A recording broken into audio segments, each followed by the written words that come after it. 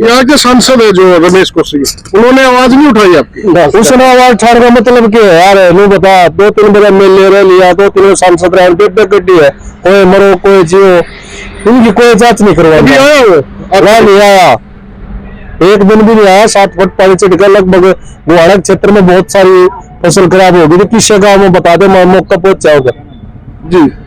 हमारे इलाके के साथ तो इतना बड़ा अन्याय हो रहा है। क्लस्टर 2 में 6 जिले ऐसे हैं, हिसार है, करनाला है, अम्बाला है, जींद है, मेलरगढ़ है, सोनीपत है। इनमें तो न बीमा कंपनी है और न सरकार है। सरकार तो विमान है, अब तारी वोट नहीं देंगे, आड़े के लोग खड़े हो रहे हैं और बीमा कंपनी आ रहा है नहीं। 1 साल से रिकॉर्ड की बात है। प्रधानमंत्री फसल बीमा योजना पूरे देश में प्रधानमंत्री द्वारा लागू की है।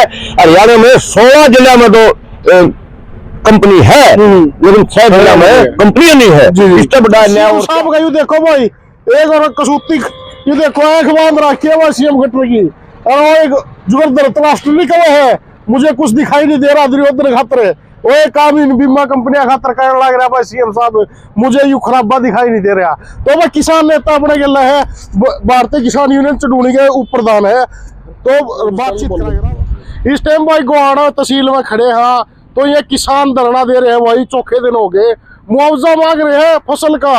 और जो बीमा कंपनियां ने मुआवजा देना था, ये देखो भाई, ये पानी भर रहा था खेता में उस टाइम, तो मुआवजा कंपनी ने 8 महीना बाद जो बीमा है वो कैंसिल कर दिया। और जो सीएम साहब का यू देखो भाई, एक और कसूती यू देखो, आंख बांध रखी है वो सीएम घटना की, और वो एक जुगल राष्ट्र निकला है, मुझे कुछ दिखाई नहीं दे रहा। उधर खातर वो एक काम इन बीमा कंपनियां खातर करने लग रहा है सीएम साहब, मुझे यू खराबा दिखाई नहीं दे रहा।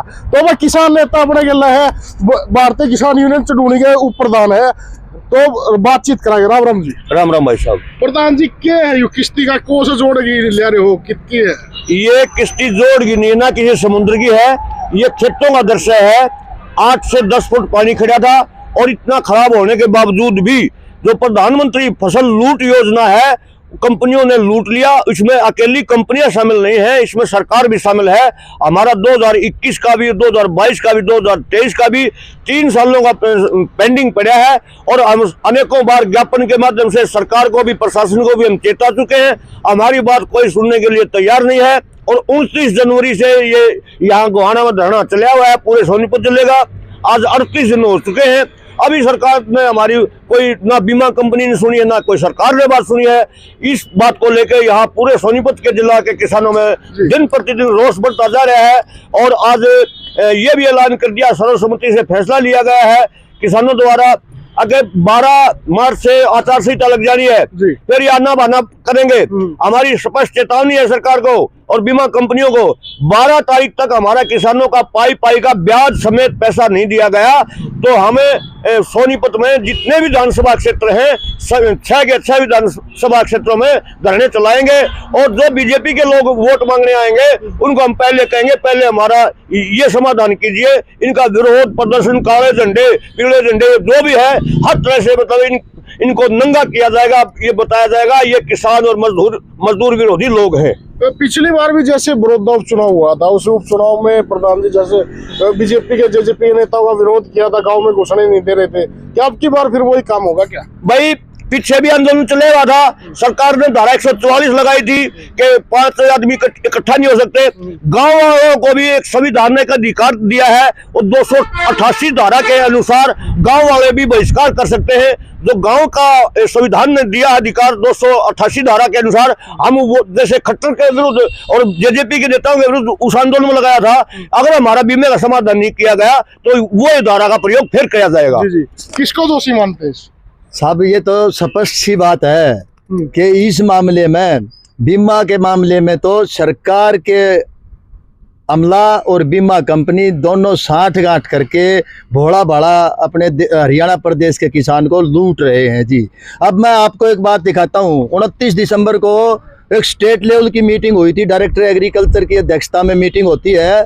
वो उस मीटिंग में ये फैसला लिया गया था कि सोनीपत जिले से लगभग 2000 किसान, एग्जैक्ट फिगर तो है 1752 किसान, उनका मामला पेंडिंग चल रहा है, कोई कागजों में कमी बता के ये वो मान्य करके। चलो जो भी था ठीक था। वो असल में तो टाइम से पहले, आज से साल भर पहले वो चीज़ बिल्कुल फैसला का नियम, फसल बीमा योजना के जो नियम कानून है उनके मुताबिक अगर चलते तो इसका फैसला 1-1.5 साल पहले ही हो जाना चाहिए था।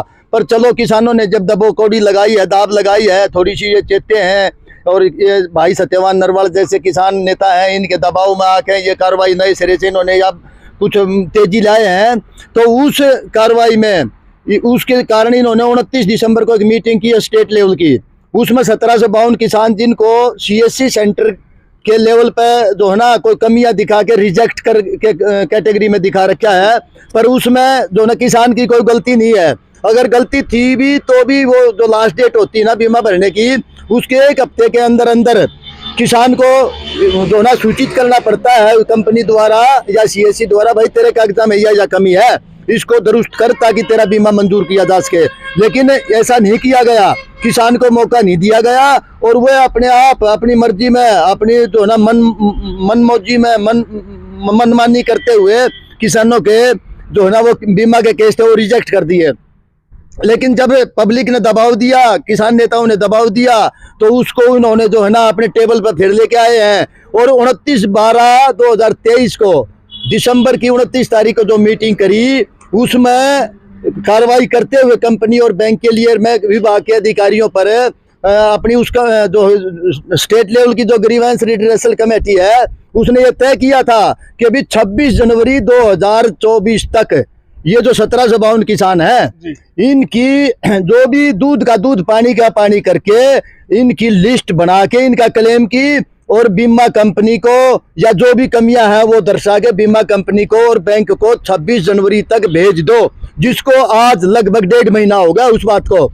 तो आज तक उन किसानों को पास कोई बेरा नहीं दे रखा सरकार ने, भी तुम्हारा जो मामला पेंडिंग था, खटाई में था, उसका 26 जनवरी की तारीख जो हमने तय करी थी उसके अनुसार ये फैसला हुआ है। कहने का मतलब यह है कि कागज काले कर रहे हैं सरकार और कंपनी, या जो है ना ये एक गैंग है सच में। सच पूछो तो मेरे से बैंक वाले, कंपनी वाले और कृषि मंत्रालय जिसमें कृषि विभाग भी आ जाता है, इन सब का एक जो है ना एक साठगांठ है, एक षड्यंत्र है, टरकाऊ ज्ञान, किसान को जानकारी कम होने के कारण कानून की नियमों की उसको जो ना लूट रहे हैं, उसको आंख को खा रहे हैं।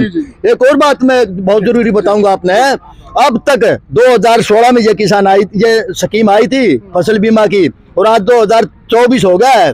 ये मैं जो ना यहाँ बड़ी जिम्मेवारी के साथ सरकार पे एक बहुत बड़ा दोष लगा रहा हूँ, एक आरोप लगा रहा हूँ।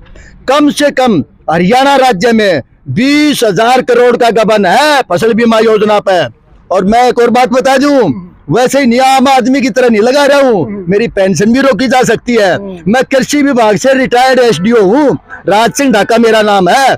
इसका जो 20,000 का आंकड़ा जो मैं बता रहा हूँ उसका एक आधार है। एक किसान के मान लिया 15,000 रुपए बनते हैं बीमा के, किसान को ज्ञान नहीं कि तेरे 15,000 बनते हैं, उसको पकड़ा दे 3,000, तो उस प्रति एकड़ 12,000 जी मिले ये।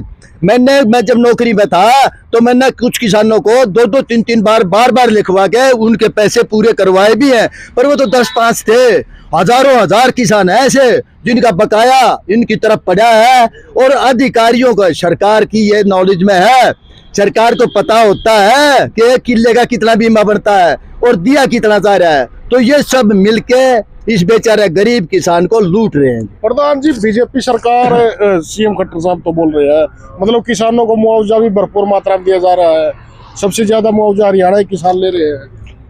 ये कहने की बात है। मैं ये जो समुद्र जैसी आपका दृश्य दिख रहा है ना, इन लोगों को भी, ये भगत सिंह हमारा चेयरमैन है छिसरडाना से गांव से, ये छिसरडाना गांव का दृश्य है, इनको भी नहीं मिल रहा है। ये कहने की बात कुछ और है, वास्तव में बीमा कंपनियों में ये भूल गया था कैसे फ्रॉड किया है।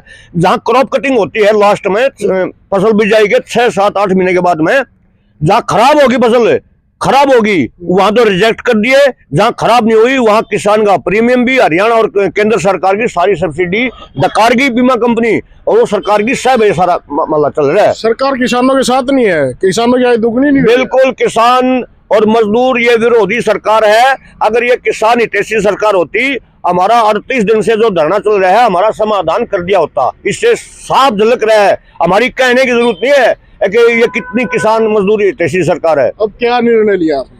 हमने यही निर्णय लिया है, आखिर में दुखी हो गए, ना कोई सरकार का नुमाइंदा हमारे बीच में आया, ना कोई प्रशासन का नुमाइंदा बीच में आया। अब क्यों बैठे हो, क्या तुम्हारी पीड़ा है? अब ये निर्णय लिया है कि सोनीपत में 6 विधानसभा क्षेत्र हैं, 6 के 6 विधानसभा क्षेत्र में हम धरने चलाएंगे। जब ये लोग 10 दिन के बाद में वोट मांगने आएंगे, इनका विरोध किया जाएगा। जो सरकार ने धारा 144 लगाई है कि 5 आदमी इकट्ठा नहीं हो सकते, हम भी ऐसे ही धारा 288 लगाएंगे जो संविधान ने हमारे अधिकार दिया है। जैसे पिछला जो 2020 में आंदोलन चल रहा था, खट्टर को भी कहीं नहीं आने दिया, जेजेपी के नेताओं को कहीं नहीं आने दिया। इसी तरह हम सोनीपत में बीजेपी के कोई भी कैंडिडेट हो उसको घुसने नहीं देंगे, उसका विरोध किया जाएगा। क्या लगता है सरकार मांग मानेगी या नहीं? सरकार मांग माने या ना माने तो हमारे जदा नहीं इतनी जल्दी मान जाएगी। बहुत अपनी कड़ियल सरकार है ये। मैं ये बताना चाह रहा हूँ, जो सरकार बोल रही है ना कि हरियाणा सबसे ज्यादा बीमा मिलता है, क्या ये फोटो कहीं समुद्र से खींच के ला रहा है, गोवा से या बम्बे से खींच के लाए? ये किश्ती देके फोटो दिखाओ भाई साहब इसका। ये किश्ती ये सरकार ने दी थी, किसानों के खेतों की चलती हुई किश्ती है। क्या ये सूखे में चल रही है? जब किश्ती चलती है तो क्या पानी का दमंदा देख लो कितना होगा। ये सरकार कुछ नहीं करती है। बीमा कंपनी के साथ मिलकर ये बोल रही है कि अपना प्रीमियम वापस ले लो। क्या कोई गाड़ी का एक्सीडेंट हो जाता को क्लेम करवा ले, जिसने भाई क्लेम लेगा वो गाड़ी का प्रीमियम वापस लेगा।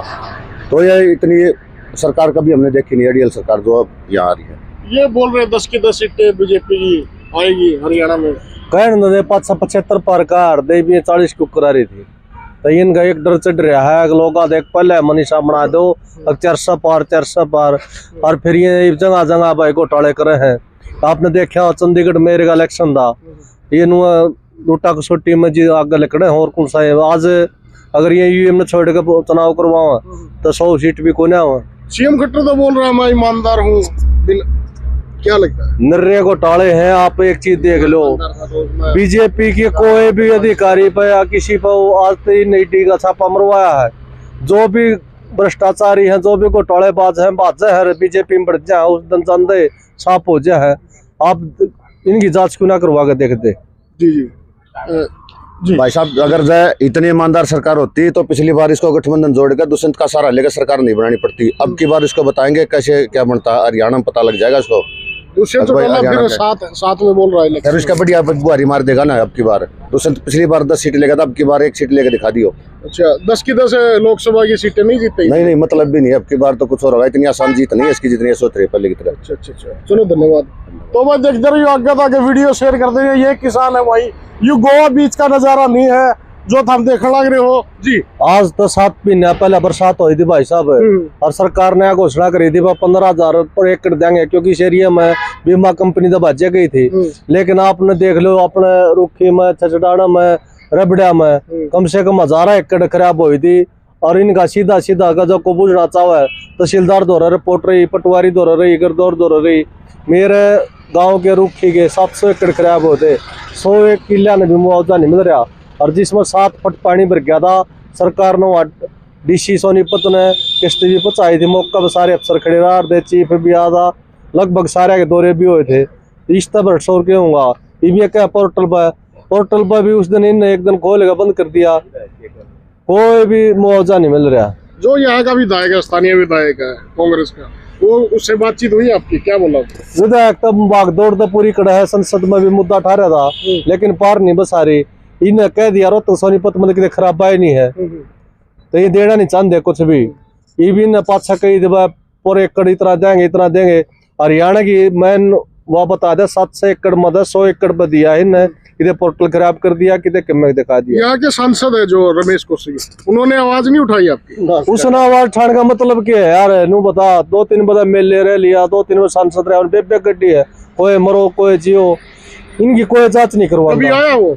वह नहीं आया, एक दिन भी नहीं आया। 7 फुट पानी चढ़ गया। लगभग गुहाड़ा क्षेत्र में बहुत सारी फसल खराब हो गई थी। किसी गांव में बता दे, मैं मौका पहुंचा उधर।